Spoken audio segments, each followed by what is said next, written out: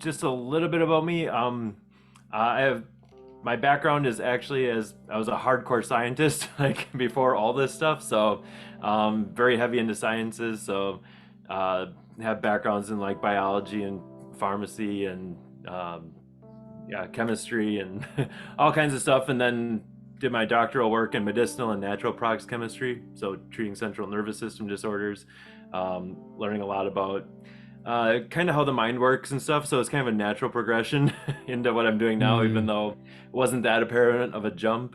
Kind of got to a point where I thought I knew everything. I think that you get so invested in a certain belief system, and that's the way it is. So yeah.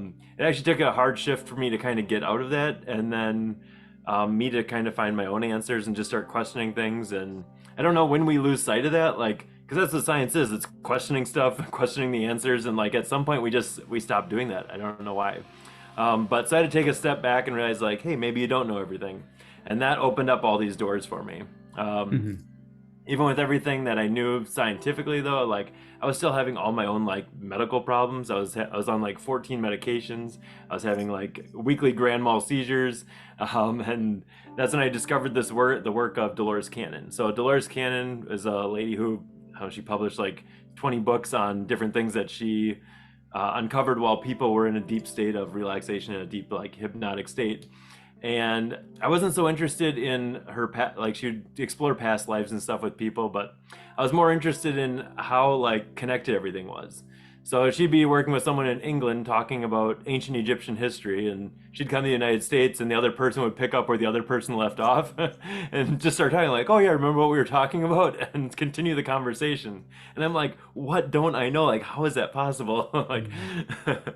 like I understood quantum entanglement and like the ideas around that, but to like it's just so matter of fact, and to see like an actual like practical like An example of it with your yeah, own an eyes. example of Yeah. it, I was like, what don't I know? And that really just started opening all these doors for me, and I went down these rabbit holes and stuff. And Mm. um Yeah, I think that's the thing in it with a lot of people that are skeptical. You can always discount someone's experience, but then when it happens to you and something like that happens in front of you, right? You've seen it happen. Now, what do you do with it now? Because you can't deny it.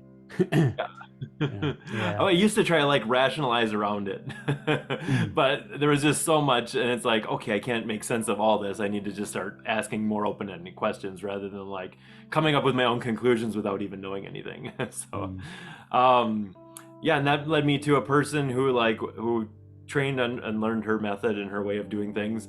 And in that first session, after it, I immediately stopped having seizures. In 2 months, I was off all 14 medications. Like, and I was told I was supposed to be on these for life. Like, mm. it's like, no, you just take this now, and oh, this is a lifelong condition. There's no cure. There's no anything. And like It's that, just management. Yeah. and I'm like, and I think that was the push that I needed because I'm like, I know this works. Like, I had to believe in it 100% to actually like start doing this work. So Mm, that was the push I needed to, um, yeah, kind of have my own experience and then be able to share that with other people. So that's where I mm. also found out that I was meant to be doing this work. Probably for a while, I just wasn't listening. And eventually I got there. It's all perfect looking back on it. But now I get to share that gift with other people, and it's been pretty amazing. So, Great. So you started off really approaching this from what I would say is the right kind of background, approaching it from a very scientific perspective, because I've always said, there's always a contrast between science and religion in terms of what's the most useful to find answers to things.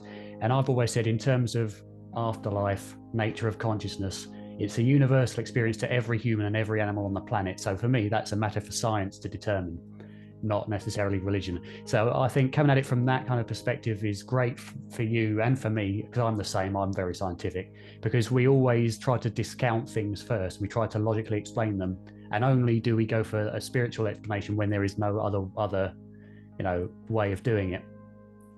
So I'd imagine you've been through the whole education system that brings you up to believe we already know everything about consciousness. We know that the brain creates it. We might not know how, but we know the brain creates consciousness. And there, ergo, once the brain dies, we die, and that's it. And anything else is just fanciful, wishful thinking. There's no spiritual dimension. It's never been proven. There's no evidence at all for it. Mediumship is all nonsense, all cold reading. Remote viewing is all nonsense. It's all just luck and all this sort of thing. I'm sure you've been brought up with those perspectives. Yes, we So are just machines in this universe. Like, exactly, we're like, just a result of unconscious matter interacting in a very specific way. How, we don't know, but that's definitely what it is. So how do you incorporate those belief systems, or how, I suppose, first of all, did you shift from that kind of way of thinking into being more open to a non-physical aspect of life? I think this really popped me open, but then I was like, well, let's see. Maybe I don't know everything. I just that alone, maybe I don't know everything. Take a step back and just see it for what it is. See it with like new glasses, kind of like childlike eyes, rather than like, oh, this is the way it is. So I just went in with no kind of expectations of what it was supposed to be. And then I think when you open yourself up to the magic, like I realized I was just getting in my own way. I was blocking myself from experiencing some of the best parts of life because I wasn't allowing that in or even entertaining it. When I think part of it was me, I don't know, just I had a hard time admitting I didn't know something, like, which sounds hard to say, but yeah, you were brought up in a scientific world that doesn't like to admit it doesn't know anything, which is strange to me because that's what science is about. Admitting we don't know, let's investigate. yeah, It doesn't seem to be that way so much these days. But I think especially useful to these questions from your perspective is, as you said, your background is in chemistry. hmm And of course, life at its foundations is chemical, yeah. really. So, trying to think how best to phrase the question. So, how do you link what you understand in chemistry and brain chemistry, and as you mentioned, your involvement with the central nervous system, which is adamant that this is where consciousness comes from? How do you match or marry those teachings and that education with a spiritual kind of interpretation of those teachings, if that makes sense? Yeah, I got really excited about this, and the pendulum went way over here. And I'm like, oh, I guess that's all wrong. Throw it all out. But no, the answer's like right in the middle, and it's like, um, there is a perfect like marriage between those, and it doesn't have to be separate. It's not like all or nothing. I just kind of see the things that the way I see the world is kind of like those are layers, like the chemistry, the biology. Those are all the mechanisms to make things happen, but that doesn't tell you why things are happening. So it's just another layer on top of that, another lens to see the world through. And I don't think that they're exclusive, of each other. It's like, okay, well, this is why this is happening. And when I'm working with a person, if I ask why enough times, the answer is never, well, it's receptor upregulation of blah blah blah that's creating the. It's like, no, you're still pissed off at your mom. I'm like, oh, okay, well, that's why this is happening. So. That is one layer, but it doesn't tell you the whole story. So it's nice because I work with a lot with people that have physical issues. My favorite ones are the idiopathic conditions, the ones that like, hey, we don't know what's going on because there is always an answer, and nothing contradicts itself. That's how I know that there's like, validity to it, and like, the scientific rigor that we put with stuff is that there's no conflict between stuff, and that's how you're getting closer and closer to what's actually real in my interpretation. So it seems that many skeptics, or at least the outspoken skeptics and the scientists in general, who have maybe not even looked at this kind of subject, seem to think that in order for spiritual, for there to be a non-physical spiritual dimension of life, which would imply consciousness after death as well as mediumship, and in order for all that to be true, it means that everything we know about science has to be wrong, or that we have to replace everything we know about science. What's your opinion on that thought? Yeah, I think it scares some people because they're like, well, if this isn't right, well, then what? For me personally, I can just speak on myself. Like, I put so much effort into that. Like, I dedicate my whole life in 100-hour weeks, and like, you put so much into that you really don't have anything left outside of that. So if that's wrong, that's almost become like such a chunk of your personality and who you are or what you identify as, that like, I don't know, part of me, it felt like a death, like I would lose a piece of me or like who I was. And I don't know, that's scary. So it is. I mean, my argument to when I'm told that is that it seems to be just a very dire misunderstanding, because we're not saying that science and everything we know about the material world is wrong. We're just saying that there's more to it. We're not taking anything away or changing anything, because we know gravity exists. We know the earth is round. well, that's contested now for some reason, but we know the Earth's round. We know, with no reasonable doubt that evolution is correct, or at least the underlying basis of why we are what we are. That doesn't change. We're just saying there's another level on top of it that can explain these other experiences and also happens to bring meaning to life. Absolutely. And I think that's what I love the most about it is it doesn't detract from anything that I know. It just it adds to it and beautifully. It like explains the parts that I never understood before. And within the first couple of weeks of doing some of this work, like there was things that I had questions about my entire life. I was a researcher. I searched for answers, like that's just my nature. And I never found them in religion. I've never found them in any library I looked in. I've never found them in all of my scientific and academic pursuits. And in the first week, everything was answered and nothing contradicted itself. And I'm like, I had to start coming up with new questions because I'm like, yeah, I ran out of questions. Like everything was answered. It made perfect sense. And it was just like, it just felt right. Like, that it makes sense. Like it's clear and like, I don't know, hard to put into words that feeling, but it just like clicks. And I'm like, oh my gosh, why do we not talk about this? Why is no one? That's right. Yeah. I think it's such a shame that people just seem to miss the fact that all we need to do is acknowledge that we don't know anything really. We know mechanically how things work, but we don't know anything, especially about consciousness. We don't know whether the brain produces it. We don't know whether the brain interacts with something outside of itself. We don't know, whether the brain even limits our experience. And there's nothing in what we know that would mean that would take away from that possibility. I always use the example, and I always come back to the brain because my main interest is in death. But we know that the brain is incredibly tightly correlated to consciousness and mind. And for some reason, it's always assumed that therefore the brain produces consciousness. And when you put the alternative across, well, why isn't it that the brain is, and there's two possible reasons. A, that the brain is filtering or receiving something, or B, that the brain is the image of consciousness, which gets into various philosophies called idealism and things like that. But whenever you say that, well, maybe consciousness is external and is working through the brain, people will always say there's no evidence for that. Show us where this external consciousness is.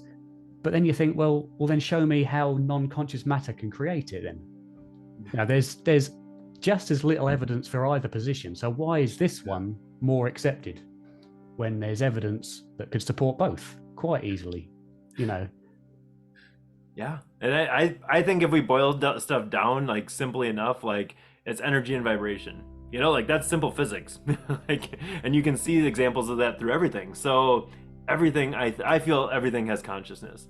Like everything has that energy and vibration. It has like an awareness. It's really hard to put into words, but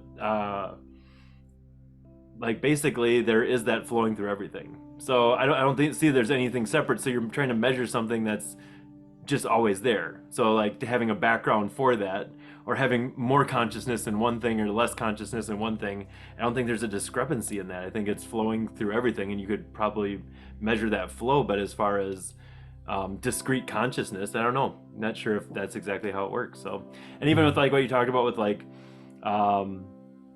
like what the brain's function is in that, I see that kind of as almost just processing what it's getting. So it doesn't have its own experience. It's basically what your five senses are telling it, other forms of input that it's getting, but it doesn't have its standalone capacity, I don't think. So it's just basically interpretations of stuff. That's exactly, I usually see that as like a radio. So a radio receives everything, all the information it needs in the form of a radio wave.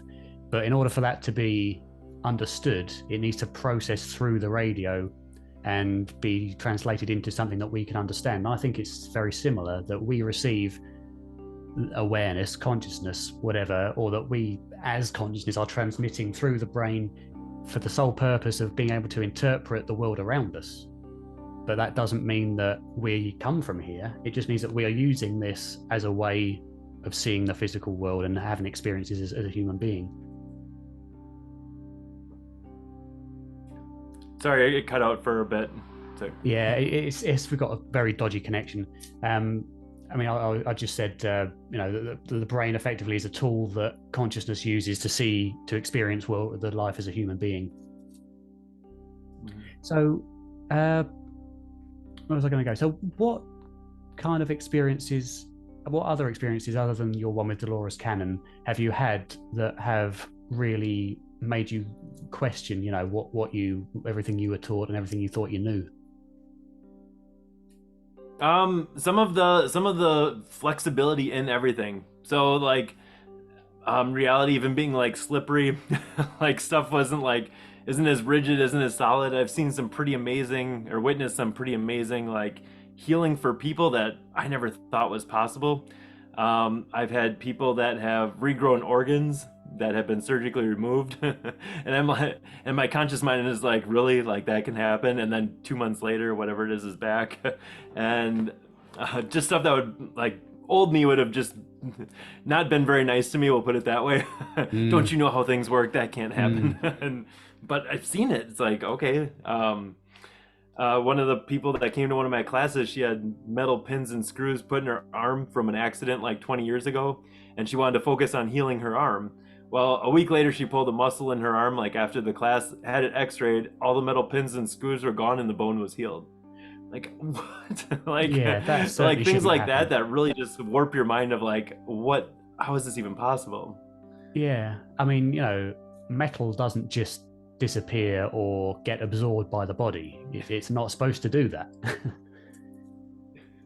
So I suppose it's another Uh, case. It's another case of you've seen this for your own in your own eyes. What am I supposed to do with it? Because no one's going to believe me. And that's the other thing. Like, I'm like, I wouldn't tell this to most people. It's like, but even for me, I'm like in a kind of a state of disbelief. Like, well, how does that happen? Because there's kind of like this battle between both sides in my head now. It's like, well, consciously feel I don't think that's possible. It's grade 23 titanium. It just doesn't. I'm rationalizing it all, and then here's the X-ray. like, Yeah, and like it's like, okay, yeah, like this happened. yeah.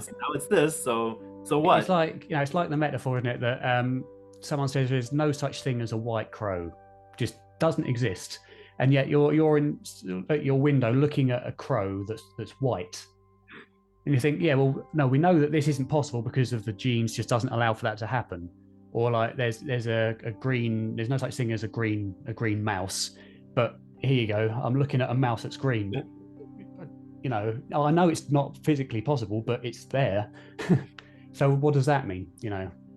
I think that's where having your own experience really does change a lot of people's lives, especially the things like near-death experiences. Yeah. Have you any thoughts on the near-death experience? Yeah, I've had quite a few people that have had them that have wanted to know like what was it about, and a lot of times it's a chance for people to either change something about their lives or they need that as a catalyst for whatever.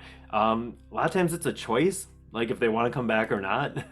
The experience is way different than life here. It's two different types of experiences, but a lot more similarities. And it's funny because it doesn't matter what you believe. That's the beauty of it. Like everyone has their own lens, their own experience, their own filter with it, but there's so much more consistency if we look at the big picture.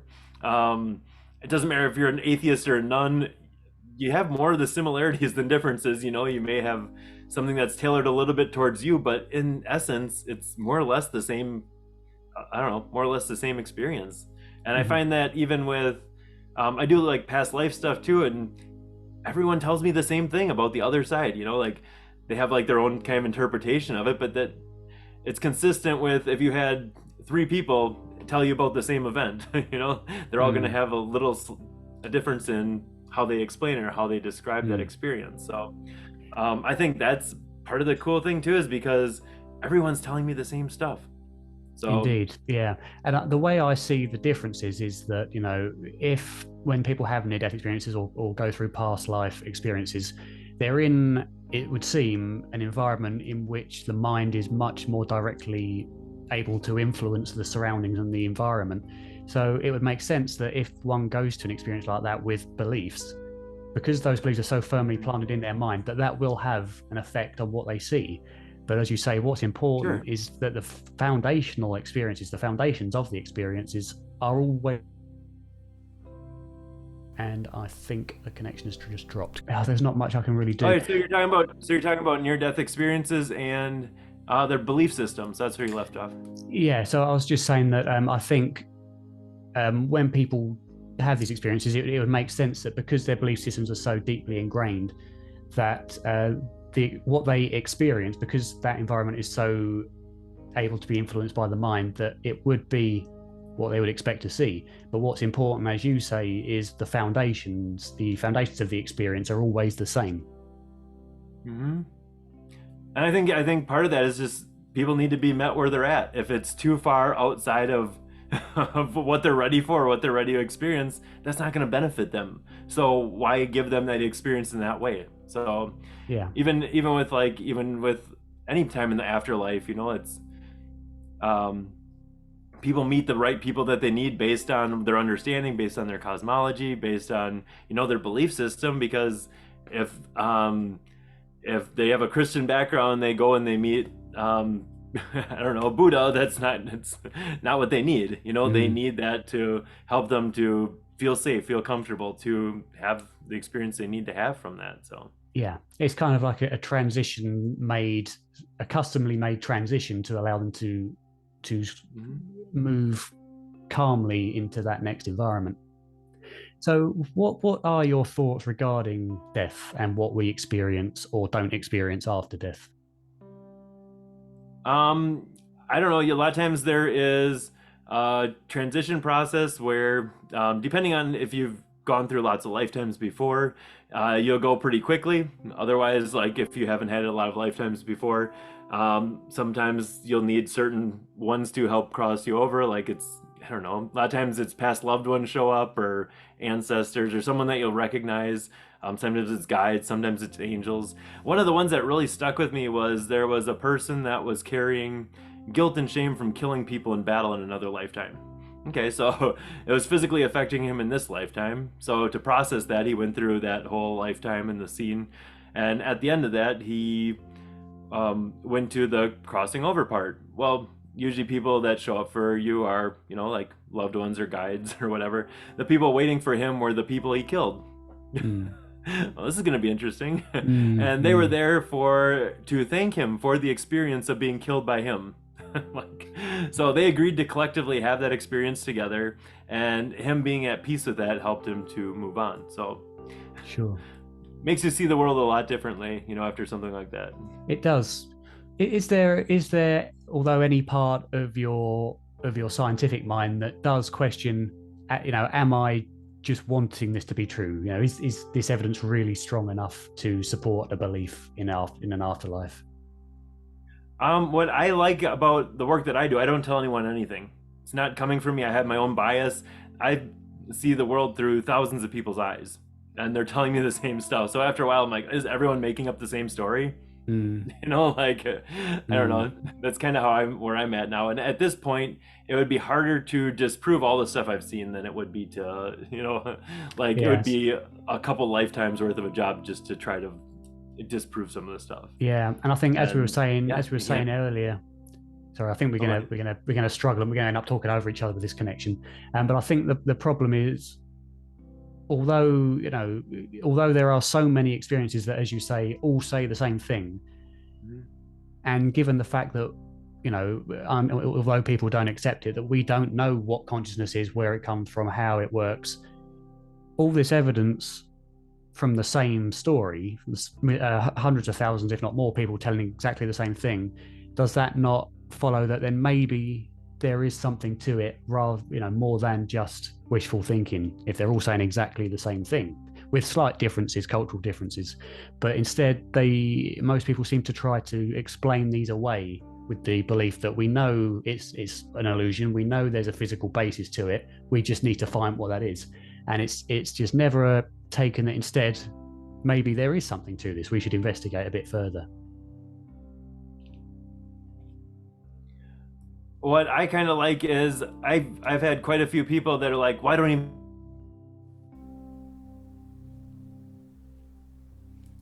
I've had a lot of people that they're like, well, I don't even believe this. but yet they're telling me about that experience. So they're like, it even pushes what they think they believe. And I think the answers, I get to see so many different perspectives, and there's so many similarities that come through each person. So I'm like, okay, is everyone making this up? And it's like, what would people gain by making all this up, especially if they don't even believe it, they get Absolutely. basically what they're ready for with the next little nudge of kind of how things work.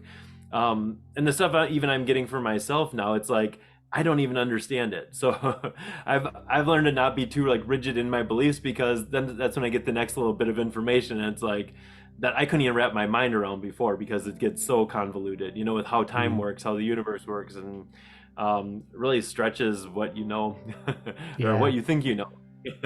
Like I've had quantum physics and I can't even wrap my mind around something simple like time, like Mm. with how it actually works. We understand like linear time being here, but that's to simplify things. But when you actually like understand it, the more complex nuances of it gets pretty pretty hard to grasp.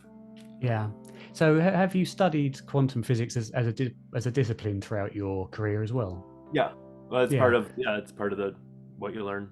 So. sure. But So even with that, people like the founder of quantum mechanics said nobody understands it. Like, yeah, I think the yeah. same thing applies to consciousness. Like, I couldn't tell you what I know, like, because I don't even understand it. I'm getting closer to an understanding of it, but Mm. really, at the end of the day, I don't know. Exactly, and that's I think that's the key takeaway, isn't it, from this is just to understand that we don't know, and Yeah, that we shouldn't jump to conclusions that either this is real or this is nonsense, because at the end of the day, the universe is so amazing. To think we've even scratched the surface of knowing how it's all put together is pretty foolish, in my opinion. yeah. So, is there anything else you'd like to add? Because I'm thinking we better cut this one a bit short before my PC blows up. Okay. Nothing. I mean, I've learned that from all the work I've done, I've learned like you are way more powerful than anyone's ever permitted you to believe. Mm. Your thoughts, what you think, like all that stuff is powerful. And I had no clue. I knew about the placebo effect, stuff like that before I started doing this, but really I had no idea like how powerful that can be. So you can make yourself sick, you can heal yourself just by a thought, just by belief. Mm. So just kind of be mindful of what you believe and know that there's so much more out there, and you're so much bigger than all of this. That's what I've Hmm. learned. And coming from a very scientifically trained mind as well.